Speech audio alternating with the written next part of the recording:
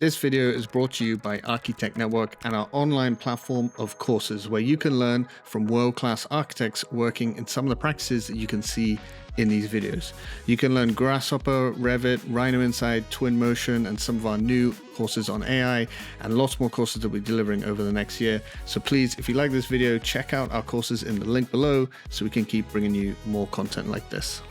What's up, guys, and welcome back to another episode here on the ArchiTech Tours. We're here in New York. We are here for a very special tour here in my old firm, BIG New York. Now, I know this is the third time we've visited a big office. This one is a special case because one, ATN was sort of founded in this office. So we started the podcast when I was in New York, working in the New York office. So it's sort of the birthplace of ATN. Two, we're bringing a workshop with Epic Games and MSI laptops here to the office during the day, and in the evening we're hosting our own Pecha Kucha, which is our second one abroad and our first one in the US. And so today we're going to be touring around the New York office. We couldn't come without giving you guys a tour with my old boss, Jan Leenknegt, who is the Director of BIM. And we're going to be talking to him about the evolution of BIM. We'll also be talking to Ahmad about immersive design and showing you the office, which is one of my favorite offices in BIG. So without any further ado, let's go and check it out.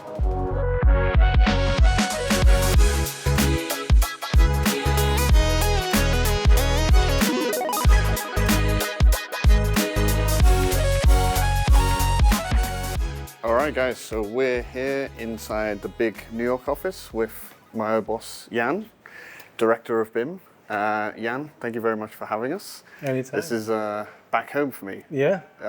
This was the first time I've been back since I left. Is that right? So it looks very familiar, but loads of new projects and new things that I'm sure we'll talk about. Yeah, I'm sure a lot of other people here think you're back for good, so we're going to have to dispel that rumor. Yeah. But yes, so welcome. Welcome back. This is a great sort of confluence of events, so we're very happy to have you. Happy to show you around. Yeah. So give us a bit of an overview. We've been to the London office with me. We've been to Copenhagen with Jens. How many people do we have here in New York? So New York right now we're a little bit below where we used to be when you were here. Yeah. So we're around 170, 175 at this point. Yeah. That's including, designers and operations and everything included. Yeah, and we got a DT team of 3 here. Yes, right? yes, we're very lean and mean. Yeah. Of course, we're a little bit more globally connected now than we were back in the day. So I think we look at this more globally now, and we sort of connect with the other offices when it comes to DT. Yeah, that's what we said in the last was like we're still very connected online, talking a lot. No, ever more, and it's really a really great resource to have. We can be leaner that way. Can share more, develop things that work in different places. So it's great. A great global DT team. Let's jump into it. Let's do it. Definitely, Jan, we should explain why there's scooters in the office. This was one of my favorite features. That's right. I mean, as a DT team, we are sort of like being dispatched at a minute's notice. The IT team always had the hoverboards. We never had the hoverboards. But so yes, the scooters are a great feature. We have the office is really laid out as a big donut. Yeah. So it's really nice to just scoot around and. You guys will see it's a big floor plate. It's just one floor plate. It's like a donut. So to get here quickly, we used to jump on the scooters from one side to the other. Yeah, exactly. Yeah. Great. Any emergency. Bjarke's grabbing his scooter and off he shoots. There you go. You can't script it. There you go. No, I think this is actually a really good example of how BIM and DT work really well. I think on the US side as opposed to some of the BIM that we see on the European side. Yeah. This project actually, I mean, this is one of these typical projects. You work on them and then 10 years later they get published. Right? Yeah. So it's such a long haul always. But I feel like when we started this project, there was actually no BIM requirement from the client. Like that may seem to be a bit crazy right now, but in the US sometimes that still happens. Even big projects do not really have that BIM mandate, but the client just expects everybody to just use the best tools for their job at any given time, and that's really what happened on this project in particular. So we really got together with all the DT leads in the offices, design architect, all the engineers, and architect of record, and then later also contractor, right? So Turner really took this to the next level. And even though we didn't have, a formal standardization of the process, we really sort of came together and developed tools and workflows that really made us a very efficient project from design all the way through to completion, which is sort of the idea of using BIM on a project. Yeah. Or the ideal of using BIM on a project. So we were there yesterday, looking up at it. I remember we went on a tour up there when it was like under construction, right? Pretty much some of your last crazy, weeks, I think, crazy project. This is actually our biggest project in terms of square footage. Biggest build project. And when did you start this? Like, because it's been 2015, something like that. That was quite early on. We'll talk in the interview part, but like the evolution of BIM when you got here. Exactly. It was really the time where every new project that we took on was sort of, how are we going to do this, right? So we're still on the up. I do feel like we had gone through a couple of projects already that were sort of like perfectly preparing us to sort of just see over the horizon and see what we could do. And that had prepared us to a certain extent, but no, every project at that time was really a big challenge and really about figuring out what to do. Also, the tool set back then wasn't so solidified, so there was also a little bit still of a worry: are we going to build this efficiently? Which tools are we going to use for all kinds of things? Yeah. So we've seen this. This has actually got, like, it's properly done, mini BIG. We've seen this in the London office, in the headquarters, but I think this also they got them everywhere. They got them everywhere, but this is the nicest laid out one that we've seen. So you can really see the Klein cabin. Yep, exactly. All the way to what we were just saying, the spiral is like mind-blowing, the size, right? I think even for our designers who work on these projects like day in and day out for years, I still think this is super revealing. Like, you work on a project, but you don't really have an idea of how it relates, or even just the scale of it. And just seeing them all together like that is really eye-opening, I think, for a lot of us. Yeah, there's some really cool ones. But one thing you guys do have that's super unique is the Lego house. Exactly, yep. So there's all kinds of sizes of this that you can also buy commercially. This one you can't. This is a one of one. Yeah, this is very old. Also, this is this was one of our first projects that we ever did in Revit, so that's a milestone there as well. How was it? But 2013-ish. Yeah. And then you made it out of Lego from the BIM model. I don't know. Yeah, there's this whole subculture in Denmark, or this whole sort of club, the Lego Big Club in Denmark, where they build replicas of big projects in Lego. Some of them are actually smaller and very intricate. This is one that we built ourselves. Yeah. I always like seeing this one in the office. It's cool. And a lot of our designers say that they want to work at BIG because they're so big on Legos, and they sort of see this. They see our aesthetic as part of the Lego culture. The Lego culture. There you go. So if you want to work at BIG, get into Lego. Yeah, I think this is like a perfect example of some of our facades, right? So this is you use the rectilinear components to sort of create a double curvature.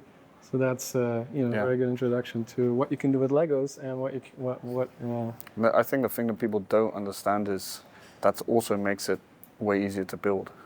Exactly. We try to sort of go with an off-the-shelf approach, right, where we can sort of spend resources on creating an interesting massing and an eye-popping building without having to go into using components that are too expensive. Yeah. So we do, and that's also why I think that DT is something that really works well with BIG. There's always really cool ways that we can take this merciless logic and rationalize it further and push it further. So that's always been a really great match, I think. Yeah, this is one of our newest additions. We just recently won the competition for the baseball stadium for the A's in Las Vegas. Again, the typology pushes the boundaries quite a bit. It's a covered baseball stadium. I personally still don't know how it works to have a cable net in front of a guy hitting a bat and a really hard ball, but everybody tells me that they'll never get that far. So out to there? Yeah. they'd have to be pretty beefy hit to get that far, I guess. I bet somebody looked at that. So it's made out of these 5, yes. What are they called? Flags or? Yes, exactly. Each time there's always this really Series. Strong narrative that we carry through our projects, and in this case, yeah, so there's these triangular flags that you get when you win a World Series. Yeah. And so they've got 5 with the A's, and so that's sort of their stadium represents the 5 World Series wins. Did you had to make a BIM model for the competition, or is that? There was not a requirement actually to make a BIM model for the competition. We did make one because we were working with an architect of record who's very comfortable in concept BIM. Yeah. And so just to keep our areas checked, but there's been very serious computational design involved from day one, of course. Using a bit of Rhino inside and. Exactly. Yeah. So we do pride ourselves on building really, strong and native BIM models, but if we need to shortcut, we love to shortcut. Yeah. Love to shortcut. So maybe a good thing to point out is that we use a lot of dragon scale now on our roofs. So this is like piloted on the Google headquarters. This is PV cells that we place in a scalar array. And that, of course, provides energy for the building. So these are the ones that are actually on the Google headquarters rooftop, and they're a really nice product. Yeah. This one is a product I'm very jealous about because I think you hired me in maybe March or something like that, and I was going through the visa process, and the visa process took so long. You guys went to Burningman, and you had images of you assembling something at Burningman in your portfolio. So we were like, okay, this is such a perfect fit. We were preparing to go to Burningman. To install the orb and party. And so you just missed it by a hair, which was very sad. So this was in 2018. So this was the big camp, right? Yeah. And then this is the orb that you guys built. Yeah. It was a crazy week. Did you go out for the build? I can't remember. I didn't. I went out for the event itself. So yes, there was a build week where 2 crews went out, one to build the orb, one to build the camp from scratch. Of course, this is Burningman. It was just an incredible experience. That we do these office trips, once in a while to sort of connect the different offices that we have. And it's very difficult to top this experience. Yeah, I feel because we all had such an amazing time. I think I would say life-altering for a lot of us. Of course, you go through all the challenges together. You work on one thing, from design assistant all the way up to partner. We were just, cutting the plywood, putting this thing together. Yeah, it was an epic project, and then inflated it. Yes, it was a little. It wasn't as shiny as the model shows it, but I don't think anybody cared. It was such a great landmark on the playa. Yeah. And good times were had. So I know basically in the office space, you've basically got like loosely a project per row, right? Yeah. And hey, Charlie. This is the office dog? Yeah, one of them. One of them, yeah. You've got a few now. Yeah. Hey, come here. We'll let him go.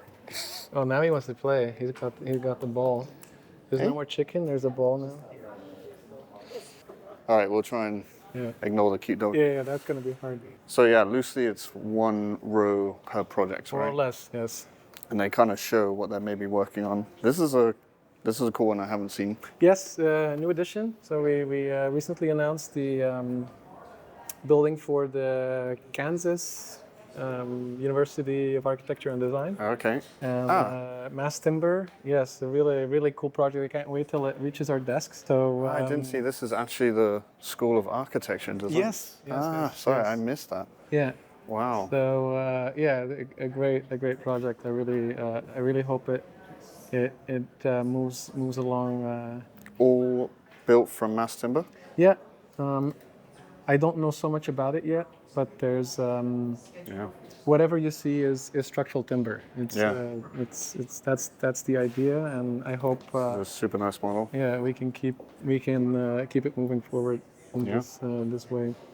But yeah, so every, as you said, more or less every row is a project team. We move around a lot. Yeah. You know, that's sort of a part of the BIG identity. You don't get comfortable, right? Actually, yeah, we've not talked about that in the other offices. I remember when I joined here, every Monday we had desktops before, because it was before the pandemic. That's true. And everyone was moving There's around always with somebody their computer moving on around the their chair. computers, yeah. When you don't know, you're initially like, is everyone, you know, getting fired or something? But it's not. In the morning, on Mondays, you'll join this team, and so you'll take all your stuff and join the team. Right? So if that's still going on. Yeah. you're working on different projects, which is quite unique. Well, yes, we support all the projects I mean, computational design from really the beginning, but from BIM we start early SD. So we don't get to move that often. Yeah, we never moved. That often, but we do move just because it's we want to be part of this idea of keeping things flexible and. But if you're a designer, you're not stuck in one team. They build the team around the product, which is something quite unique. Yes, exactly. I mean, some people, of course, do stay with the product for a while. We also do value that. It's not like we want to constantly scramble. Yeah, it's not every week. Yes, no.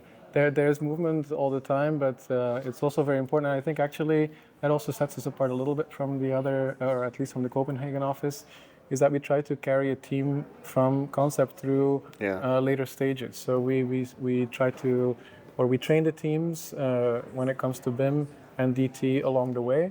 So we don't have this handover between designers who focus on concept and then constructing architects or more technical architects who focus on the later stages. So, we try to see that as a continuous pipeline and build well-rounded architects that way. Yeah. I think a lot of people being home during the pandemic started to, get a little bit more embedded in their neighborhoods and started to be more attuned to things that were going on around them. And one of these things was that the BQE is set to be crumbling. So this enormous piece of infrastructure, which is the Brooklyn-Queens Expressway, will need to be rebuilt in one way or another. And as of now, it really sort of makes this big break between the Brooklyn Heights neighborhood and the renewed Esplanade. And so Bigsters took it upon themselves to work with the community and propose. They just kind of came up with a proposal. Yes, no, it was a really great sort of grassroots project that we connected with the community on. Of course, we came up with a couple of proposals, dug really deep into trying to find out all the technical aspects of this highway and which parts would be able to be covered by a park and which ones would be harder to do so from an infrastructural point of view. So. Not exactly sure where the project stands at this point, but I do remember being at a town hall in Brooklyn Heights at some point and seeing so much excitement about things like this. Now, we are very much part of our community as well. It's a cool example of putting an idea out there and then it actually came into a product. Yeah, I mean, we'll see where it goes, but I think it really helped the conversation around aging infrastructure and how cities approach this and how cities' engineering departments approach this, because the solution that the city came up with was basically just to put a giant scaffold around it, rebuild it exactly the way it is, and then of course rerouting it for the time being, which may still be in the works. Make the Esplanade side of the Brooklyn Heights neighborhood even less livable. And so we just sort of like want to propose alternatives to the status quo. Yeah. I was briefly working on this, I think, just before I left. I would never remember that, but yes, that's again. It was just starting. Yeah. But the Zurich Airport. It's multi-year competition in multiple phases. Stuck it out until the very end, and it's a very big win. For the New York office, for some reason we started, I think we have a good... there's a few Germans. A few Swiss, actually. Swiss and Germans. I think we had the competence in the New York office to run this project, but by now it's moved out of our office largely because we have an office in Zurich now, thriving office there. That's, doing the hard work in the trenches, making this a reality.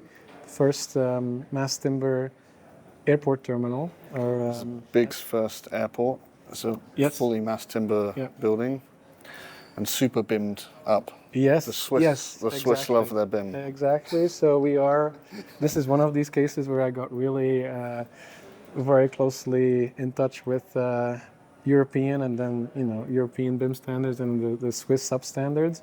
Again, I think there's been great conversations about it. I think we are still sort of figuring out as we go with many of these things, what is it that the client really wants, really needs from our models. Yeah. How can we respond to that? It's been a very intense process, but a very interesting one.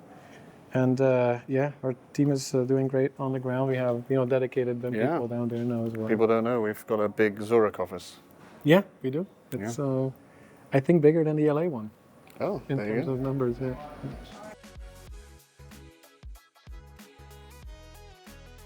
You guys may have remembered this from the first episode in London.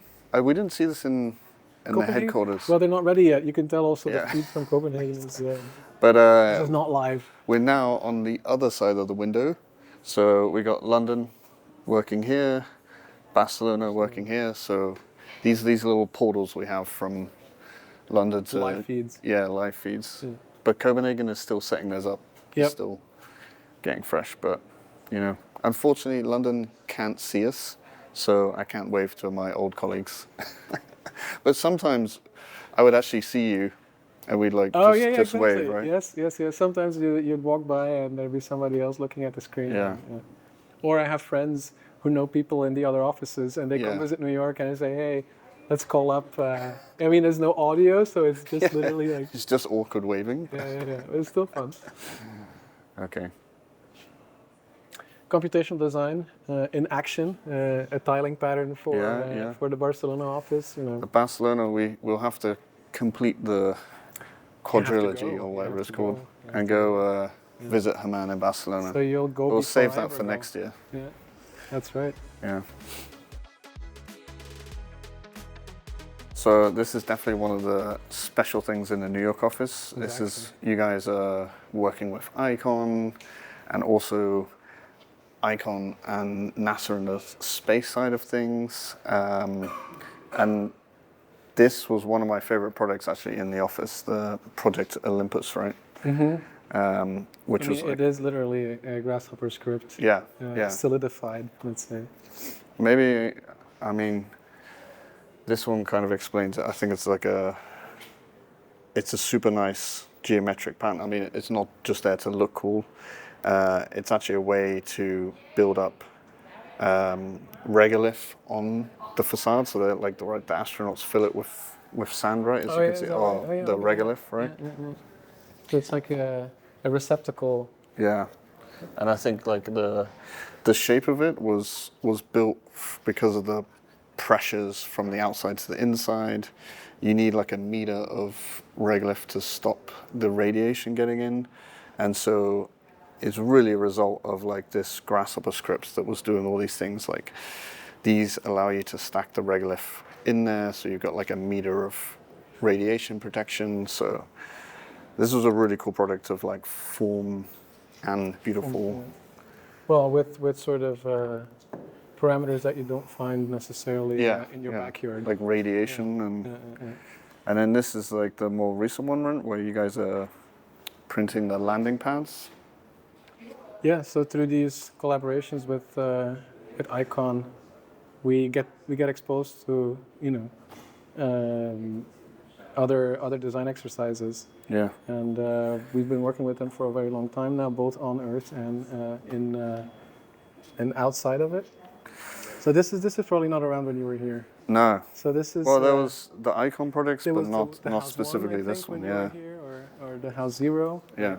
So yeah, we've been at this for a while. So I think our design team, dedicated to the Icon collaboration, has really, gotten the language and the design challenges of 3D printing, and. So there was this collaboration again between Icon and Liz Lambert in Texas, who's owner of the El Cosmico campground out there, and so we've been super lucky to be able to work together with them into developing this hospitality hub in far western Texas, And so yes, so this is getting close to, the construction is about to start, I think. They already have started.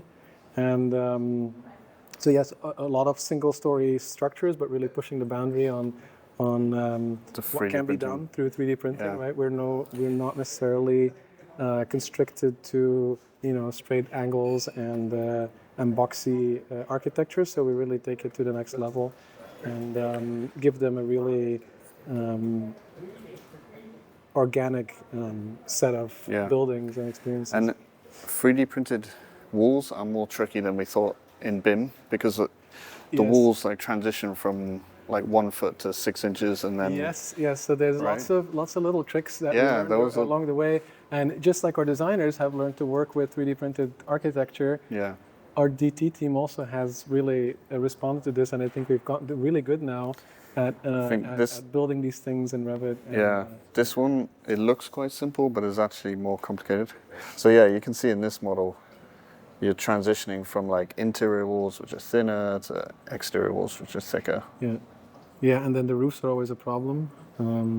Because, how do you do it? Traditionally? Do we add the traditional roof, or do we print it on site and then lift it in? So there's been, everything has to be really rethought from scratch, and we've been there with Icon to help them figure these things out.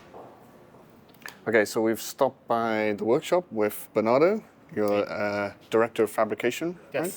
And I have to say, this is completely unbiased, but I've always think this is one of the best workshops I've seen on our tours so far. Maybe talk us through the evolution of it, because I remember when I joined, there was a few things. We've got a ton of 3D printers now. Maybe just walk us through the space. Yeah, sure. So, I'll give you a little background. I've been with BIG now 6 years. When I joined, we had actually just moved to this office. And so it was kind of, for me, a blank slate to start fresh and have like what is, I think, actually one of the largest in-house fabrication spaces in New York, because it's not only the bay you see here, but we have an equal-sized bay on the other side of that partition. And we have a wood shop, we have a CNC room, which is just starting out developing, spray facility, laser facility. So we're pretty well equipped here. This bay is kind of our printing bay. So you were in the London office and you saw they have an Ultimaker farm there. We have a slightly larger Ultimaker farm. We have 11 machines now. And we run them through a cloud management system, which is great because pretty much we give open access to the entire studio. Anybody can print. It's first come, first serve.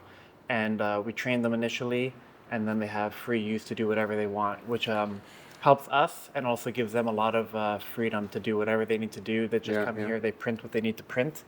And it's a little quiet right now, but these guys are running pretty much, around the clock, the workhorses of the shop. Let's go check them out. They look absolutely kind of cool. So we have the S5, which is Ultimaker's large format printer, and then the 3 Extended, both of which are great machines, and they've been working around the clock pretty much for the past 5 years. We've logged, I think, per machine over 20,000 hours at this point. Whoa. And I don't know if you talked in London, but we run these on a proprietary filament. We have an arrangement we didn't talk about that. ColorFab. So ColorFab is a filament manufacturer based out of the Netherlands. And they do color on demand. If you look over here, you'll see they offer a full range of custom colors. But a few years back, we worked with them to produce a unique white, which is our own the big white. Yeah, exactly. And so all the offices actually, New York, Copenhagen, Los Angeles, and New York, are printing with the big white. What's unique about the big white compared to regular white? So without getting too technical or bogged down and kind of like spilling the secrets, the geeky stuff. PLA, polylactic acid, in its raw state is amber in color. So, you know, if you wanted to produce a black or a blue or a yellow, it's very easy to dye those and get whatever color you want. But when you try to create a white, because of that naturally amber color, you have to introduce a lot of pigmentation to really overpower the amber color. That's why most whites will be like a creamy white or like a cool white where they introduce a little bit of blue into the mixture. So you'll have like a cool white or a yellow white.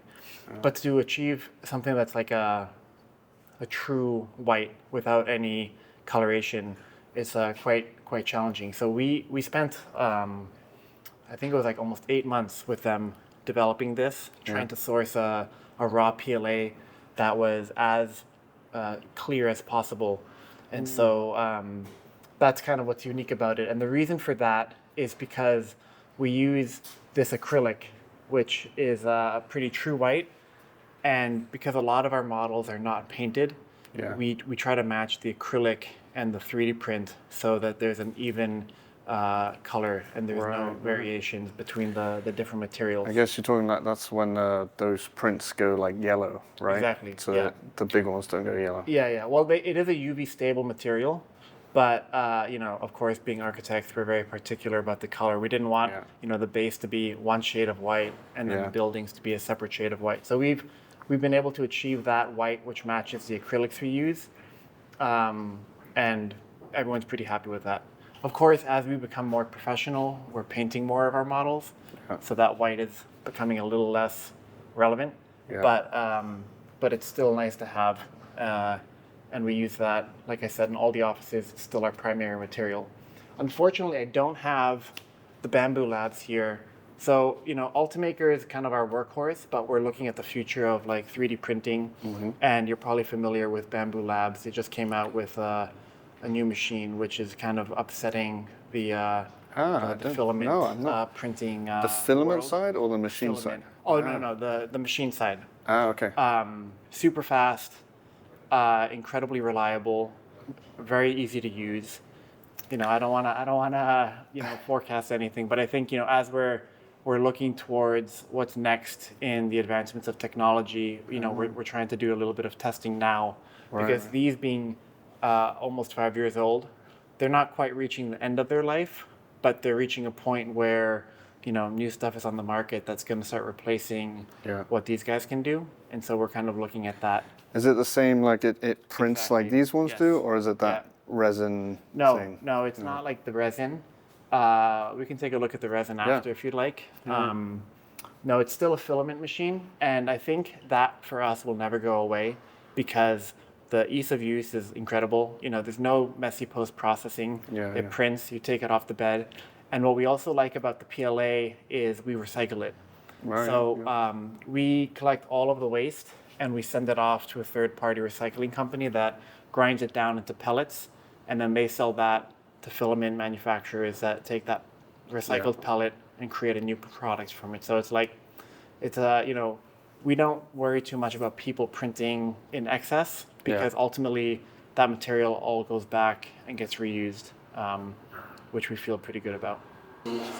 So we have the wood shop here, tight space, but outfitted with pretty much almost anything you would need for most you know, wood or similar material mock-ups. And because we have this space, we've been able to do a lot more work outside of the scope of what you would consider like typical model production. So, you know, the London office is doing mostly site models, scheme models, things of that nature. But because we have all of this equipment, we've been doing a lot more one-to-one scale mock-ups. Like mock-ups and like facade detailing, you know, curtain wall detailing and helping the project teams at a different scale, which, you know, for us is actually a lot of fun because we can go beyond, you know, like the overall architectural model scope and be a little bit more involved in the later phases. You know, when we're doing construction documentation, even construction administration, when they need to like check something real quick, because we have this facility, it allows us to help those teams work in that capacity, which has been really great. Perfect. You haven't got a CNC. So, we had ambitions of buying like a large format CNC. Yeah. So, this is like the newest space in the workshop, and it's still, as you can tell, work in progress. That's how we like it. We it's see kind of a combined, behind the scenes. It's actually kind of a combined casting area and also CNC. Yeah. This actually used to be a supply closet, which I took over. I'm kind of growing the shop where I can, getting a little bit of pushback on that because it's already pretty large. But I'll take the space that I can get. Yeah. We've done a lot of casting work. We can show you some of the stuff, but like we've introduced plaster casting and concrete casting into our workflow, and the project teams love that. So we do a lot of that in here. Yeah. And we're trying to introduce the CNC into our workflow as well. Like anything, it takes a little bit of time to adopt. Yeah, master and it's a little bit of a longer learning curve for the project teams than the 3D printing. Yeah. But we see this, by the end of the year, I think most projects will be implementing this in some way. For sites, it's incredible. For, cutting things that it makes more sense to do on the CNC versus the laser cutter. Yeah, It's like, just another tool in the arsenal of equipment we have. Every tool has its different purpose, right? Printing, laser cutting, milling. And so having access to all those different tools really allows us to pick the one that's most appropriate for the task at hand. This is kind of like our teaser wall, if you will, of the stuff we've been doing with plaster casting. So we typically will do the positive with resin because of the build quality is very smooth. We're able to process it, sand it down, and get it to like a super nice finish. And then all of this work, it's traditional casting methods. We create a silicone mold. Yeah. And then from that negative, we'll pour the positive. So we've been doing a lot of plaster mixes that look like concrete. Yeah, that looks quite cool, like a concrete one. Yeah, exactly. And I don't know if Jan showed you the Battery Park City project. We just had a team in here that made like over 100 different plaster samples to test the pigmentation of the concrete because they were trying to achieve like some kind of coral rose tone. And because we have the plaster casting capabilities, we were able to work with that team and do something which typically they would have to outsource that work or just paint the samples and then have the fabricator that's actually doing the project make the samples for us. But because we have the capabilities in-house, we can achieve the tone that we want exactly and just say, copy this. Also print big store awards. Yeah, exactly. Yeah, exactly. They feel like they could be like awards. Yeah, and this we didn't do ourselves, but we're gonna start getting into metalwork as well. This is pewter. Oh wow! You can cast pewter. It's a low temp metal. There we go. And so I think it's just a matter of time we start kind of introducing different materiality into our workflow. But yeah, the pewter is really interesting. It has the weight of metal, of course, because it is, and also it can capture the detailing there. So, between the plaster, the metal, also a little bit of resin that we're doing, kind of just expanding the material palette available to the teams. Yeah, so we've moved over to the second bay of the workshop. Yeah. Similar setup. In here, we have most of the materials that we use. So, fundamentally, even though we're doing a lot of work with plaster casting and things of that nature, we're still at the heart like a plastics shop. So that's where we keep all our various acrylics and whatnot that we use. Super nicely organized. We try. Yeah, we try. It's definitely the most organized we've come across. Okay, well, I appreciate that. Yeah, it's always a little bit of a battle, but I think, we try to make it as accessible for everyone as possible because it's kind of a hybrid shop, right? We're semi-professional, but more than being like a professional model shop, we're really like a makerspace, if you will. Yeah, right? yeah. We try to keep it accessible so the project teams can come in here and do their own work. Obviously, we help them as they need help, but for the most part, they set up and they have access to the materials, they have access to the equipment. I was going to say that you kind of work a bit like how we worked in the BIM team. Like you're the specialists that have all the expertise that help them. But if you come and work in the New York office, you could be making models and things like that, right? So it's not just you guys making the models. It's no, definitely the not. bigsters. I think the bigsters, especially at the junior level, you know, our design assistants and our junior designers, they're definitely exposed to making. And a lot of what they do is making. It's like a equal part of the production process. The same way they're doing renders, drawings. They're coming in here and they're making models. So, you know, like this team, this is the Battery Park City project I was telling you about. You know, they're testing that wall detailing where they're printing the components in resin, and then they're coating it in a plaster finish to achieve that look.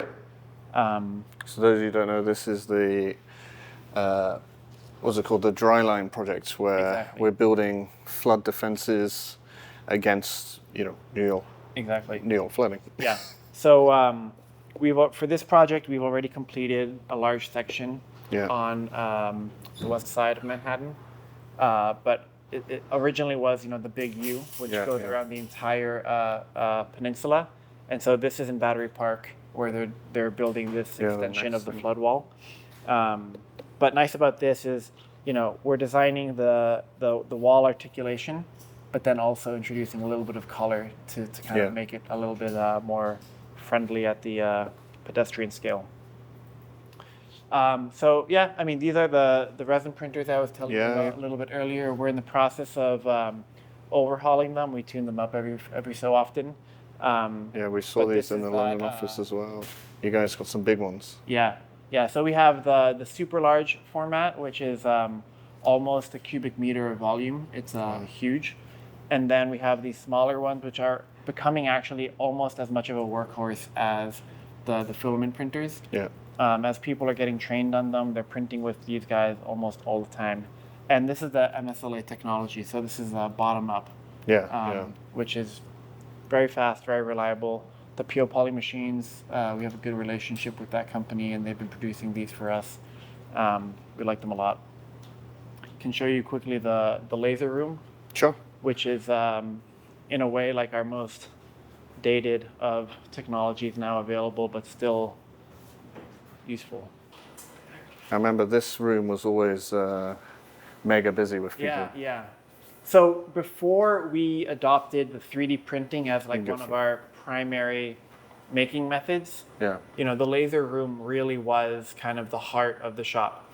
It's like the workhorse. Exactly. And so, you know, a lot of what the project teams are doing is scheme iterations, right? So when they have a concept, they'll go through like 10, 20, 30 different iterations of different massings. And a lot of that work used to be in foam, either hand cut or laser cut and stacked. Since we've kind of moved from laser cutting foam to 3D printing, that workflow has shifted from laser cutting to printing, of course. But this still remains like a core element in the production of the topographies, landscapes. And since we're becoming more professional in the quality of production, we're doing a lot of our like high quality presentation models. They're still mostly produced in acrylic, and the laser cutting is still kind of like a key tool in that process. So I always like the laser cutting stuff. It's great. I mean, and these are you know, large format, larger than what you can typically get. You know, 50 inches by 36 inches, so we can cut some pretty big stuff on these. We have two of those, larger format, and then a smaller one, which is kind of what most people coming out of school are familiar with.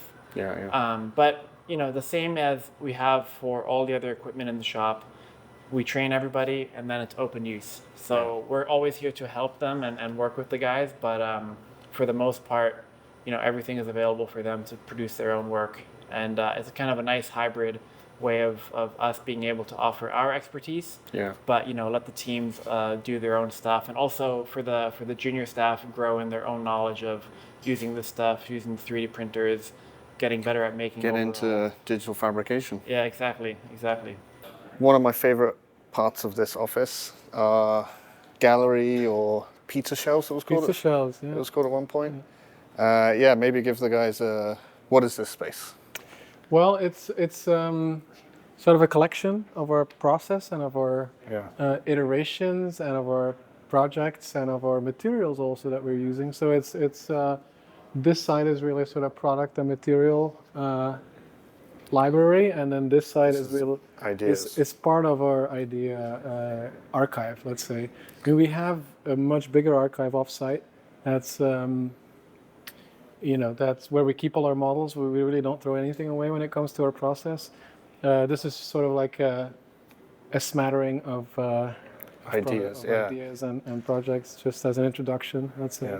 And maybe something that wasn't there when you were here is the QR codes that are next to the project. So they so you can scan them. we have a full-time archivist in the office, sometimes working with multiple interns as well, who's been really amazing at getting all this stuff into an online database and really sort of mimicking our online archives to our actual archives and connecting everything. And so, everything is now... This was definitely one of my favorite because you come and see all the ideas behind the project.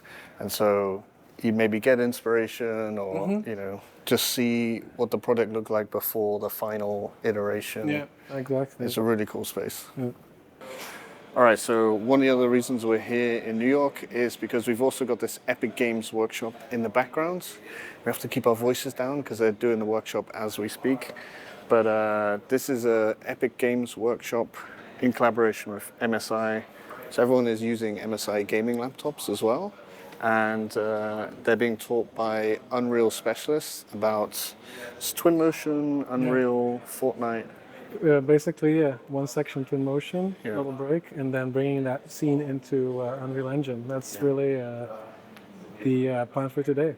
Yeah. We have peers from other firms from all over New York joining in today and learning some Unreal Engine. Yeah, so there's people from all different firms in New York who've come here for the day to learn from Epic/Unreal specialists. And afterwards, we're hosting our Pechakucha to our first US Pechakucha here in the big office. So that's part of why we're also here.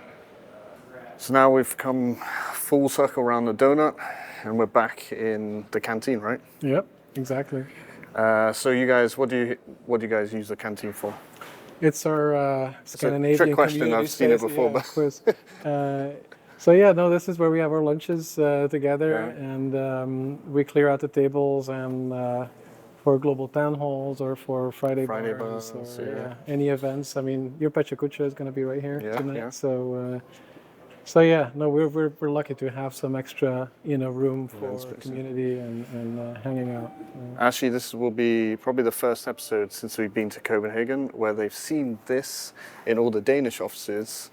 And so now you get to see, I'd never seen this before until I came here. But it's not really an American thing to eat in your office kind of thing. Exactly. But then when we went to Copenhagen, everyone had their and they have a dedicated in-house chefs. We don't have that, or not that fancy anymore. Actually, back in the early days, we used to have a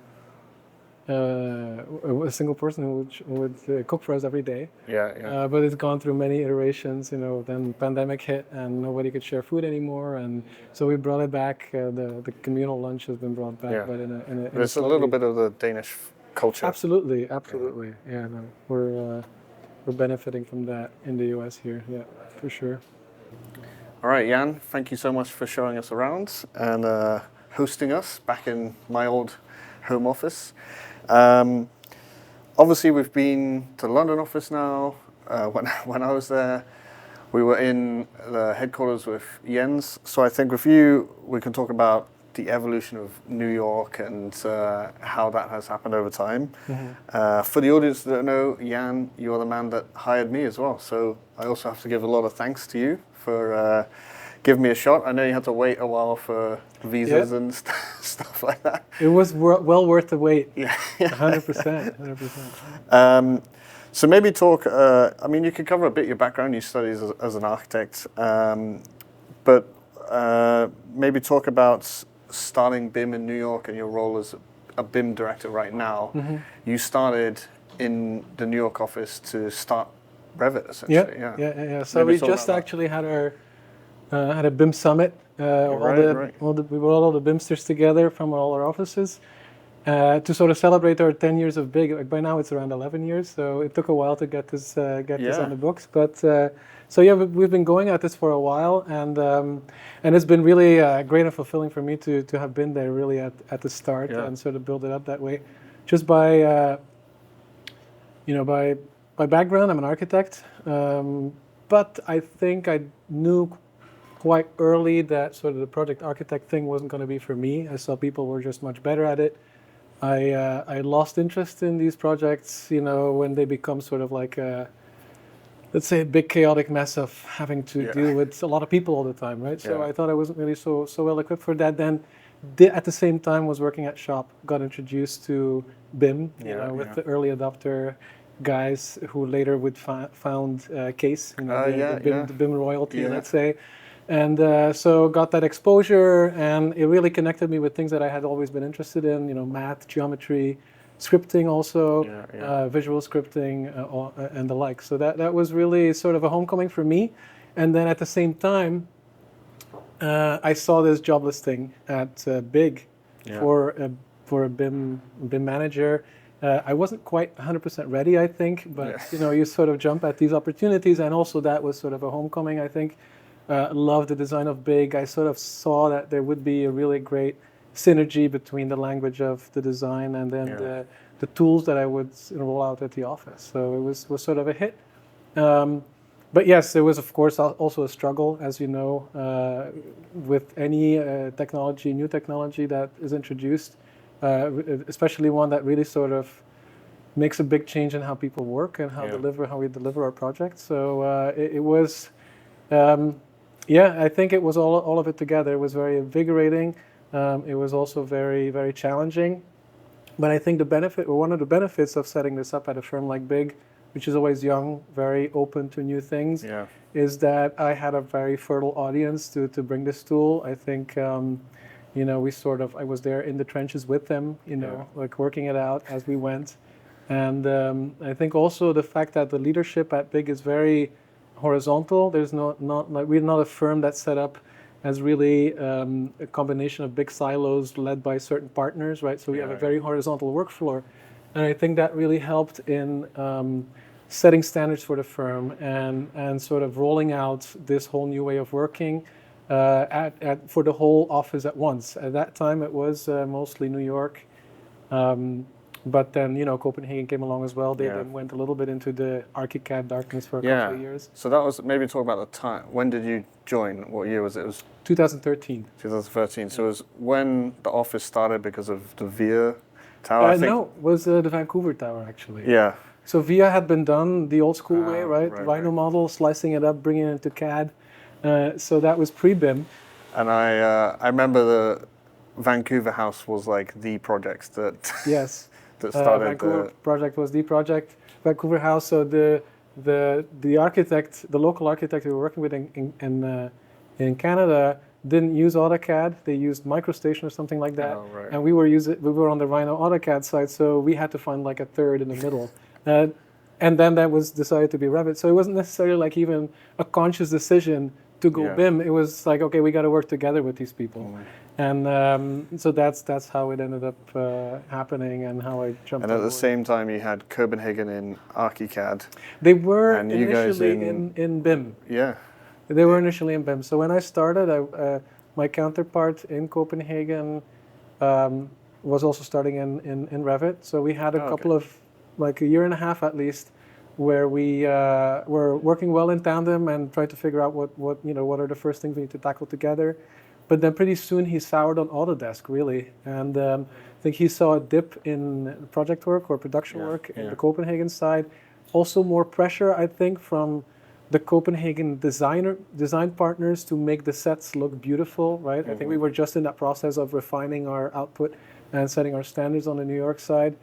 But so he took that opportunity to try out ArchiCAD. And then so that sort of made us go in different directions for a couple of years, and made it a lot less efficient also to develop all sorts of things over the years. Which kind of closes the loop from then when we were talking to Jens. He came in after that and transitioned back to Revit. So it's kind of, we've now closed the loop on Big BIM. Exactly. There you go. So Jens came on board 2018, and then it was sort of decided that this double platform experiment had run its course, and I think they saw that we were working a little bit more efficiently on the New York side. So it was decided to bring everybody back into the fold. Yeah. And since then we've been working really well together as a global unit. I mean, you remember we sort of established that early on that we wanted to develop things together globally, and now I think we're also sort of like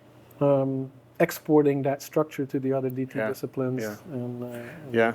I remember when I went over to London, we just took all the New York stuff and a bit of the Copenhagen stuff and built on it. I mean, there is a good local component, I think, to all these BIM operations, right? We all know clients ask different things in Europe than they do here. Projects are delivered differently, but I think in general, if we build an auditing system, which by the way is a lot better than the one that you started with, this is something that everybody can use, right? If we build functionality in a big ribbon in Revit, this is stuff that most of us can use, and we're sort of like fine-tuning how this works, right? Yeah. How we develop things globally, how they get implemented locally. But I think we're as long as we're exchanging a lot and staying in touch, I think we're in good shape. I think the audience has a bit of an idea of how DT works globally with the episodes we've done so far, but maybe let's talk about your role as Director of BIM. How do you work? Are you helping to manage us globally as well as locally, and then also like, do you still get time to be on projects and building workflows and No, I think I think it's really important that every single DT specialist at BIG is rooted in a project. So I think this is a choice, and it also sort of showcases that whatever we develop comes from the project and is intended then to actually improve our work on future projects. So I wouldn't want to miss it also. I still think really it's the fun part. Yeah, it's the fun part of the job. I really get a lot of gratification by bringing tools to teams. So we all work on projects. Of course, I've been doing this for 10 years. My work with projects has evolved. We also have expanded the team, so we can fill in for each other or focus on what we were good at. But we still have this sort of specialist in charge role as well. Yeah. So we don't operate in the BIM team on a ticketing system. We do have sort of a relationship with the project. So each one of the team members has a number of projects that they're servicing. Right, we are all involved if needed, but there is a direct relationship between the project. Every project has a BIM lead, connects with the specialist in charge. And that way we have a very good way of supporting projects or have this personal sort of connection to the projects. Then on top of that, we, as I mentioned before, right? So we have an office structure or a firm structure that has almost 3 offices of more or less the same size. I mean, Copenhagen is a bit larger now. London is still coming up, but so we have this multi-office firm structure, and that really, sort of spurs us to become, or it's sort of like makes it harder for us to become real global units or a unified unit when it comes to these different DT disciplines, right? So we have all the DT disciplines, but then we also have all the offices. How do we work on that? So we make sure that we have one global lead per discipline, who then sort of coordinates these efforts, these development efforts, right? So it's really for basic purposes, so we don't develop the same thing in 2 places. So we make sure that that whatever gets developed gets spread around, and that we also just exchange things that work well, that don't work well. We use each other for as a knowledge base, and we also make sure that we collect our data and our information that we push out to the teams now in a global information base that we share as well. Yeah. So it's both being in a project, overseeing, being also involved, of course, with the local office. I'm still very much involved with how projects are getting set up in New York, how we interface with clients on BIM in New York, and then at the same time, I have that other level where I make sure that our global team works smoothly together. And that we sort of try to mimic in each of the disciplines. They're a little bit less or more global, right? Like computational design is a more truly global discipline. I think they are doing more of their development in a truly global sense. Same for Viz immersive. Fabrication is still very much a local thing. It's more local, but they connect globally. But they connect globally as well. Right? Yeah, no, I thought that was a good, we had a good connection between the offices, which I think works well. Yeah, no, we do. And it's gotten even better, I think, in the last couple of months with our summit that we got together. Yeah. So, I missed the summit. Yeah, you did. You should have just stuck around for a couple more months. It would have been fun to have you around. All right, so you do have a very unique position where you've seen, like, over almost 10 years at this point, like, BIM evolve at BIG. What's been the biggest challenges, the biggest, like, pros and cons of introducing BIM? From me, I think you've always had an approach that I've also continued of, like, empowering the designers with BIM. Like, we didn't just sit in the corner and churn out models, which I think was a good one. But yeah, what have been the challenges and the evolution over time of BIM at BIG? I think you're better at the empowering. Sometimes I do spend still some time in a corner really figuring something out before I hand it over. Yeah. So I learned from you in that respect to a large extent.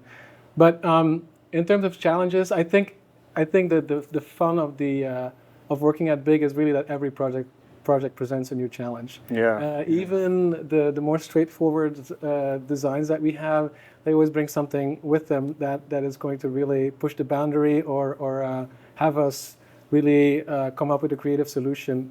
People were always worried when I started, like, aren't you going to be, disappointed not to be able to design again? And I say, well, yeah, we're not designing buildings. We're designing systems, and we're designing solutions that teams will really, adopt and then benefit from. But I think, so I already mentioned that I think I didn't have that much of a challenge with inertia or typical inertia against new tools at BIG. I think that went quite well.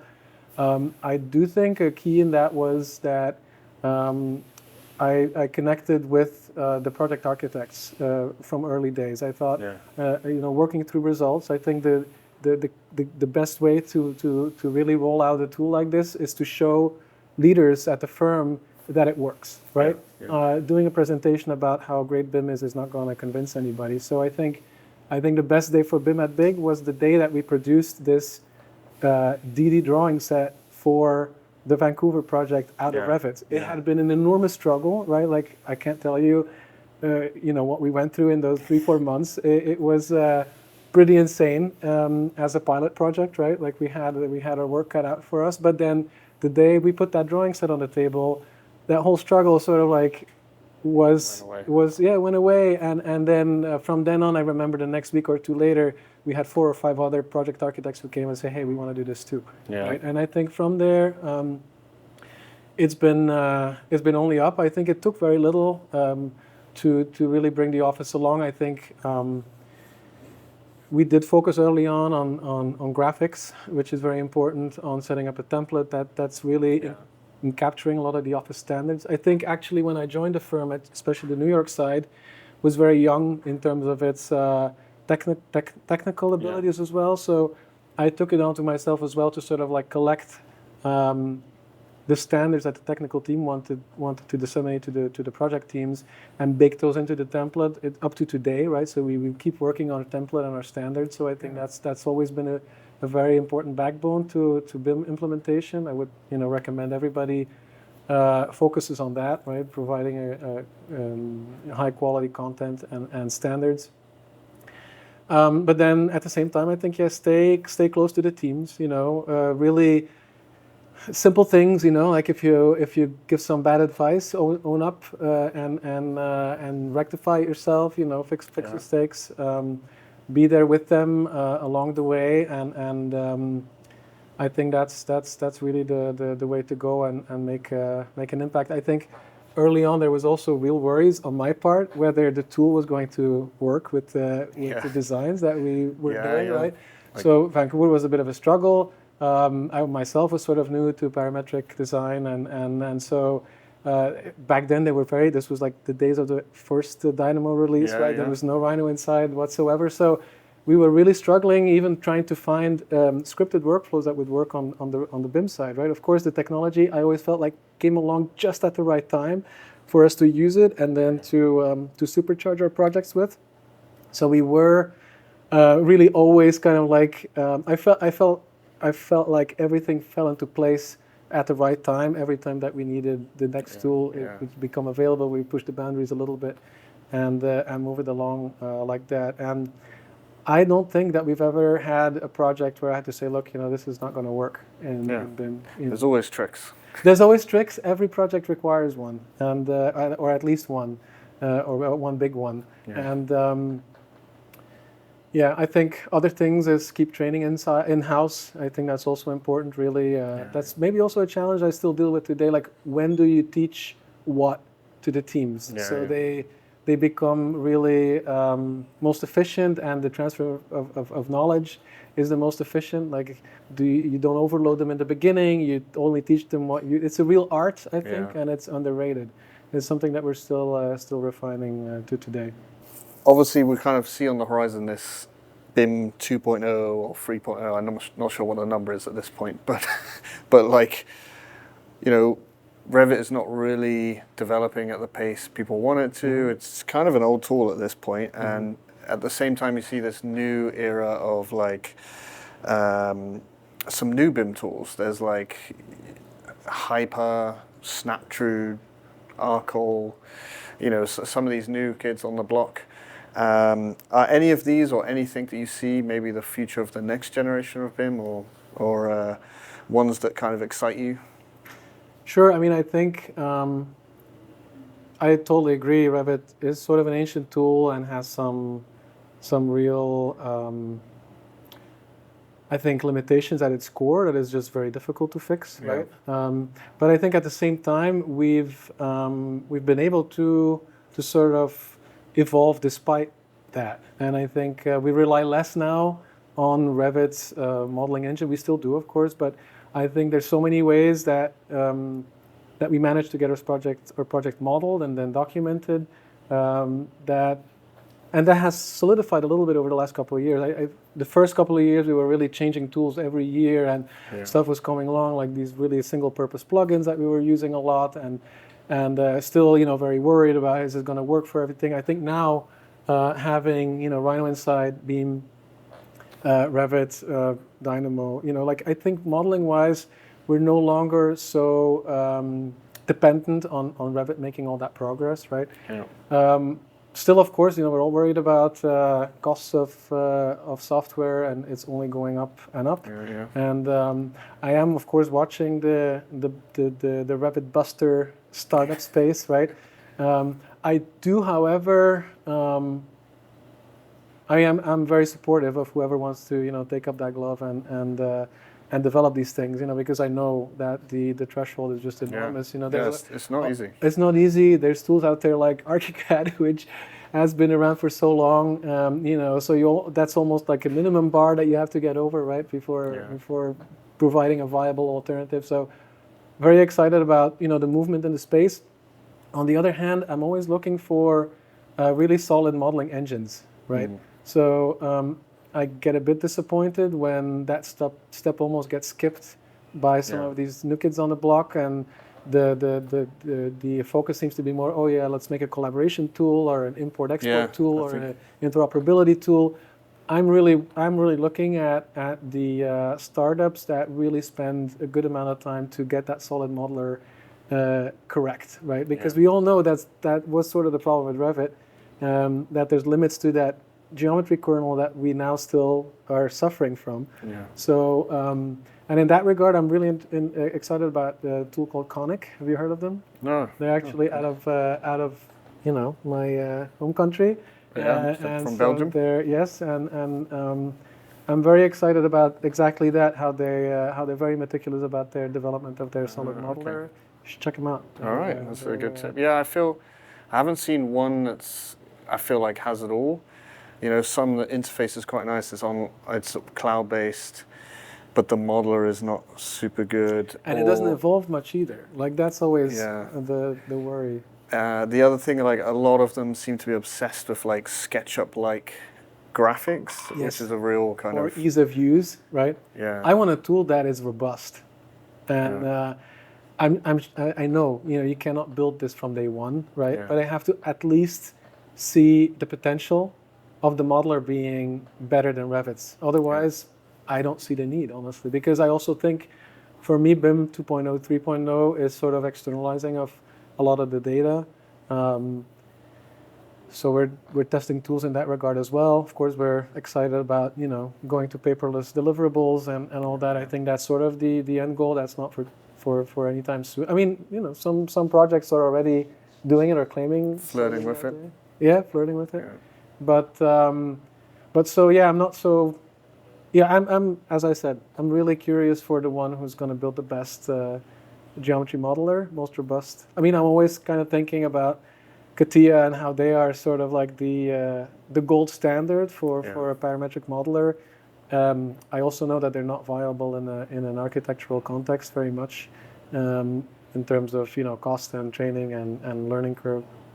But exciting to see what's on the horizon there.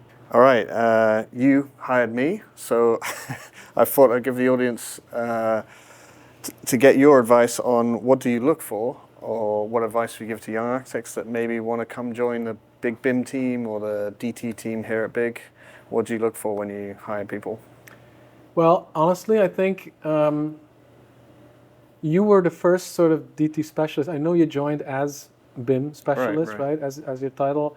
But when we hired you, you were the first sort of cross-disciplinary guy that we hired. Like we knew that you had computational skills, that you were at the same time not afraid of BIM. Yeah. And I mean, you had sort of a very interesting history where you had turned Rhino into a BIM tool, which to us was really mind-boggling.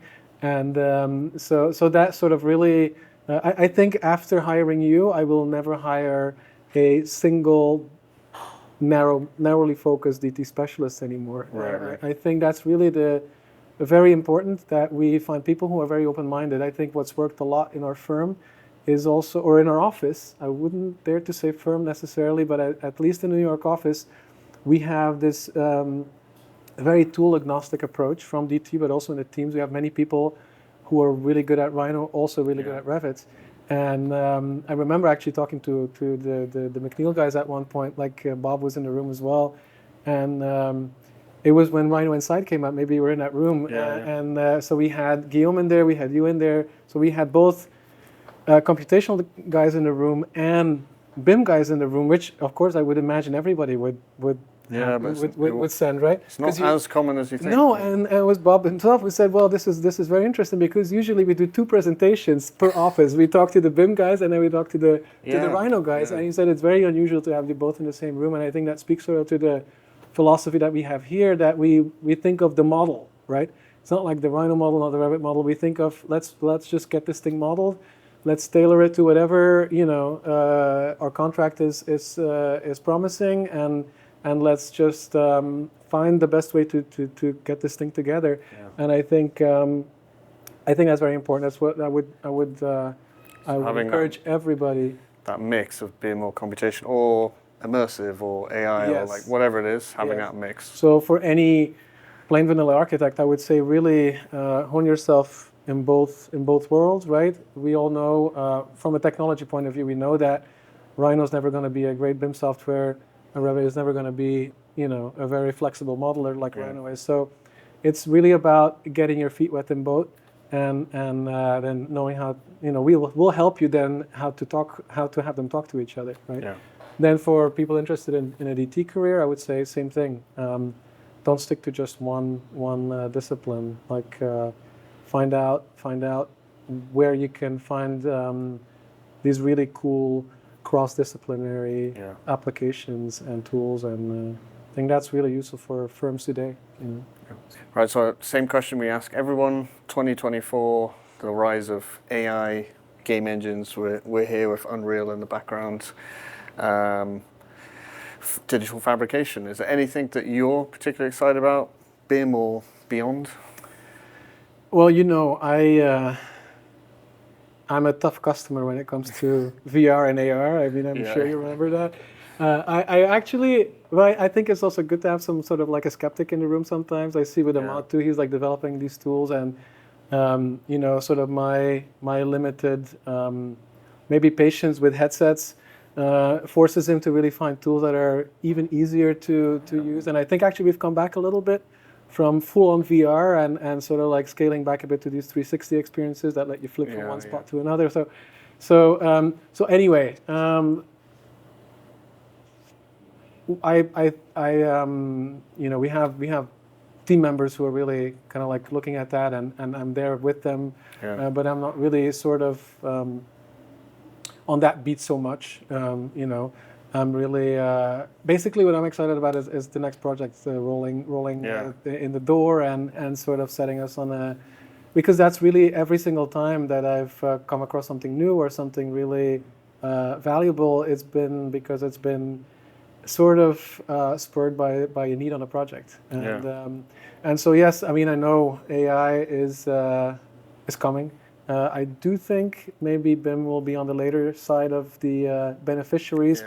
I mean, I don't think, I'm not afraid of sort of like a wholesale takeover at this point. Like, maybe next year I'm gonna sing a different tune. But I also, back in the day, maybe like 6 years ago, I saw limitations that algorithms had even in the later stages of architecture. I think what we do as architects, especially later stages, it's sort of this crazy exercise of putting a prototype together every single time, right?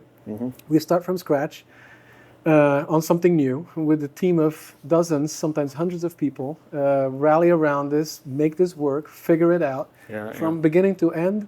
I'm not saying there's no use for AI there, but it's very difficult for me to imagine sort of like these large language models helping us out with like a cradle to grave solution, right? Because there's so many things that come into play all the time. And as I was saying, we've always had very successful scripted solutions for early stages, SD maybe, but I've also seen that in later stages, a lot of buildings become just a collection of exceptions, and scripts don't like exceptions, you know that.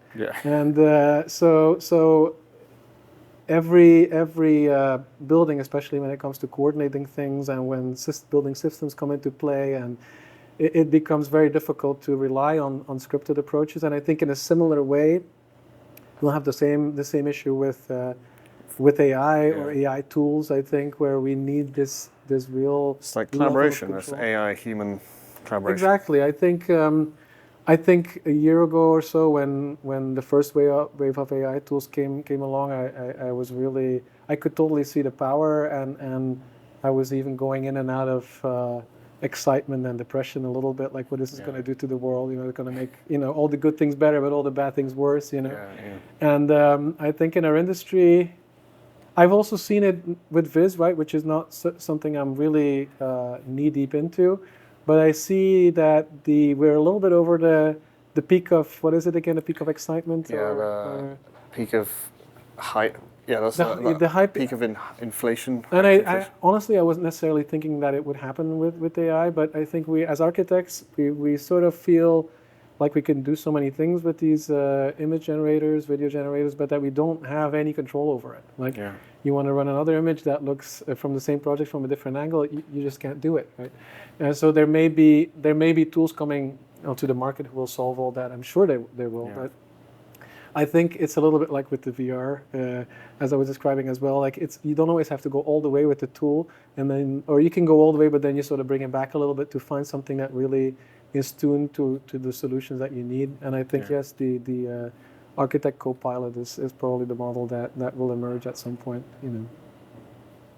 Hi, my name is Ahmad Tabbakh. I'm the design technology specialist here in the New York City office.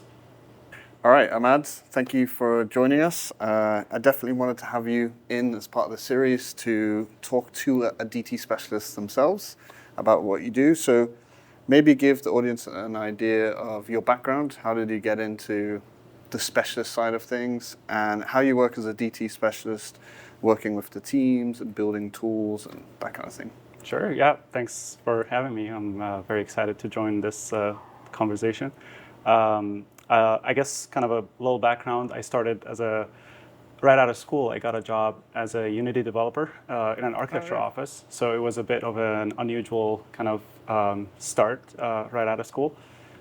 This gave me an opportunity to get into programming and kind of got exposed to the idea of computational design or scripting within the field of AEC. But it also allowed me to realize the potential of some of these technologies and immersive mediums within the design process.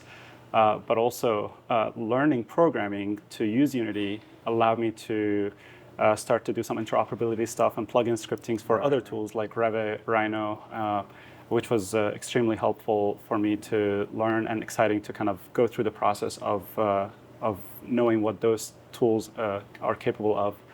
And I think at BIG, specifically, my role design technology specialist is a bit of mix of everything from computational design to BIM to immersive XR and anything that's kind of automation related, like plugins for Revit and Rhino. Anything that really helps teams expedite their workflow and reduce repetitive tasks. My time is pretty much split between project support on kind of direct like Grasshopper scripts or BIM tasks, and there's the R&D component, which is usually the automation and creating tools that help designers do their tasks in a more smooth and streamlined way. So I know a key thing for you and one of your like specialisms is immersive design. So maybe talk a bit about like what you're working on in the office, like how are you helping teams with the immersive side of things? What kind of tools and technologies are you using? Yeah, talk to us a bit about immersive design. Sure. Yeah, I think the way I like to look at the kind of deployment or usage of immersive tools within the office as two parallel tracks. One of them is trying to make it as accessible as possible for designers and project teams to access immersive tools and kind of hop in their 3D model in a VR headset or using an iPad in as streamlined way as possible. And usually for that we use off-the-shelf tools like Inkscape, Twinmotion, or Hologram, which are all great to kind of a quick plug and play, so to speak, from Rhino or Revit into an immersive model. But then there's the other track, which is a bit more specialized and starts to get into custom development.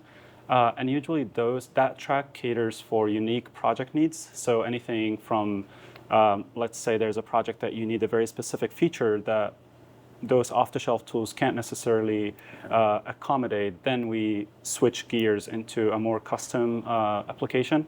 And that's usually, in most cases, client-facing and is directly serving a bespoke project need rather than a kind of an office-wide.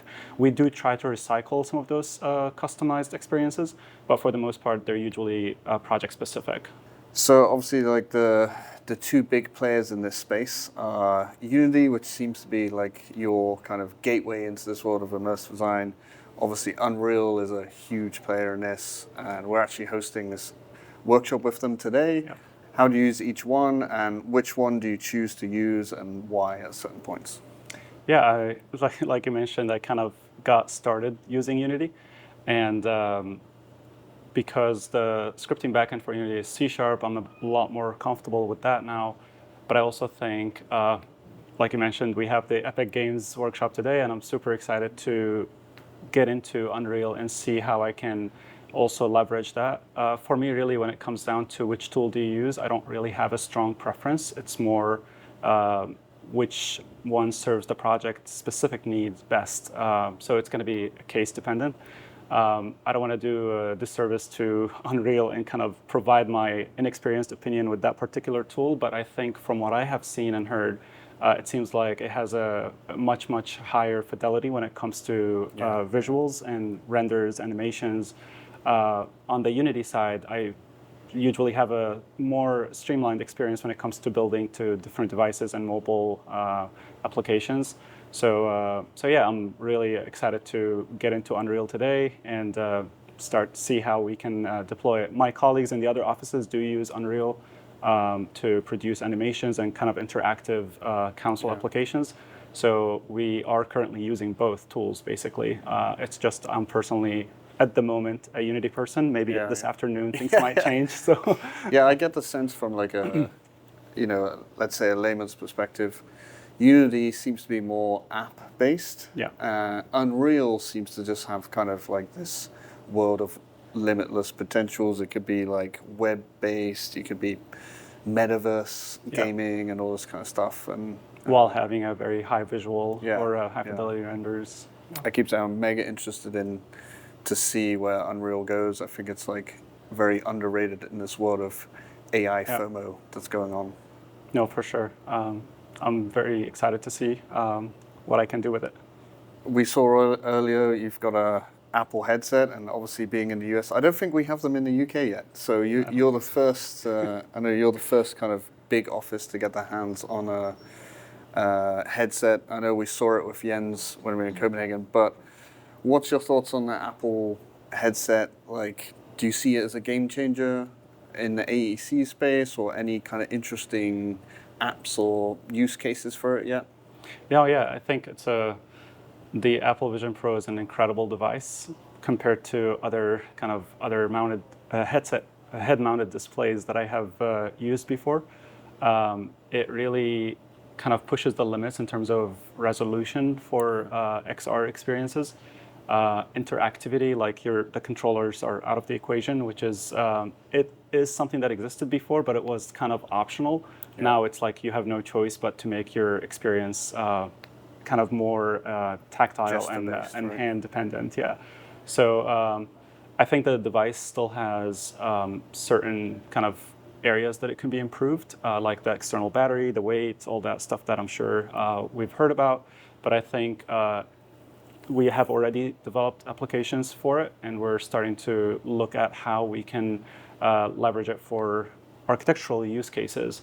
And I think it is going to be very exciting to see the future iterations and models of the device, especially once it becomes more accessible to designers from a price standpoint and from a kind of an accessibility or ease of usage standpoint.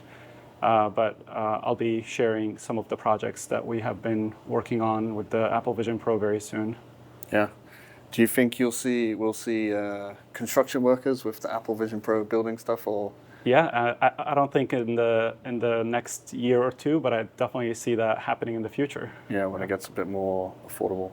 Yeah, it's a really kind of a breakthrough in terms of interactivity and accessibility for the kind of blend between the physical and the digital. Yeah. You feel that most with the Apple Vision Pro. I haven't felt it the same way with previous models. Yeah. The scale, the stability, everything is a lot more durable and accurate. So it's a very exciting device, and I can't wait to see future versions of it.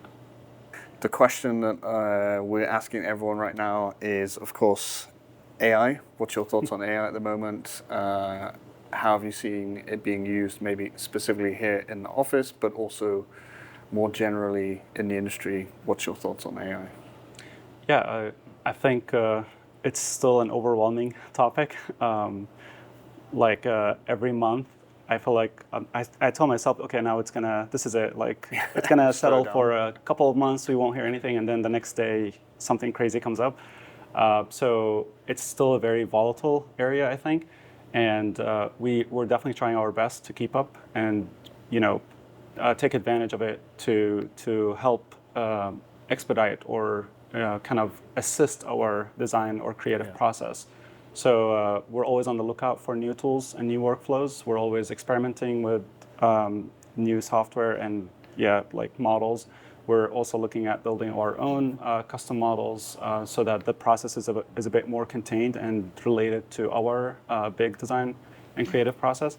So we're definitely looking very closely into AI and trying to keep up with the nonstop developments in that area. Yeah, no, it's like a crazy but exciting time. Yeah, it's overwhelming. Yeah. And lastly, the question we've asked everyone: 2024, a lot going on. We've got the rise of AI. game engines, 3D printing. What excites you the most on the horizon for 2024? I think game engines is one that I'm always kind of constantly excited about.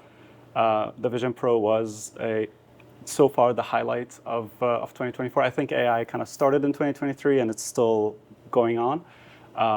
But I think what I'm really looking forward to is how AI can start to not only inform the process, but also be kind of a true agent in allowing these currently what seems to be a bit more intimidating tools like their interfaces like Unreal or Unity. How can AI make that barrier invisible, and it becomes kind of an assistant with the design process and the programming process, so you don't necessarily need to know how to code. You're kind of have this invisible agent that's helping you do those that part of the development process, which then allows more people to start to access those tools, and it doesn't become merely a specialist tool. It becomes anybody can access them. So a mix of AI and game engines, I guess, is what I'm getting at. That's what. We'll see where how that. I mean, we're already seeing examples of that, like Copilot with GitHub and other platforms that are starting to integrate that. Unity is already doing a lot of kind of AI-based plugins. So it's definitely an exciting times. Thank you guys for joining on another tour. I really hope you enjoyed this one. It was very memorable to come back to my old office and where sort of ATN emerged. I'm back out here on Instagram Street. As you can see, you probably know what's called it. But otherwise, if you like this episode, give us a like and a subscribe. The more support we get, the more offices we can get into and show you guys around. But for now, we'll see you in the next episode.